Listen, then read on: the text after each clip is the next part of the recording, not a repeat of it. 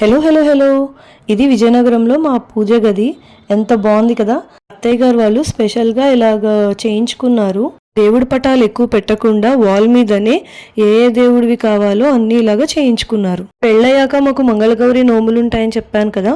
ఇవాళ ఫస్ట్ సంవత్సరంలో వచ్చిన చివరి మంగళవారం ఇక్కడ విజయనగరంలో చేసుకోవడం అయింది. అండ్ మార్నింగే అరౌండ్ 6-9 అలాగా అమావాస్య వెళ్ళిపోతుందంటే 5 o'clock లేచి ఫస్ట్ దీపాలు పెట్టుకుని ఇంకా అన్ని అరేంజ్మెంట్స్ చేసుకున్నా. అసలు పూజ ఎలా చేస్తారు, ఎందుకు చేస్తారని లాంగ్ వీడియో చేశాను.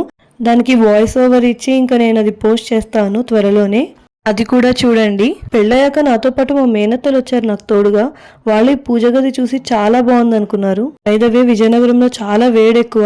పూజ అయ్యాక ఇదిగో ఇలా ఉన్నాను. అండ్ ఈ శారీ నాకు చాలా నచ్చి తీసుకున్నాను. పెళ్లి షాపింగ్స్ చేసేటప్పుడు హైదరాబాద్ మాంగళ్యాలో కలర్ అండ్ ఫ్లోరల్ డిజైన్ నచ్చి తీసుకున్నా. ఈ శారీ మీకు ఎలా అనిపించింది?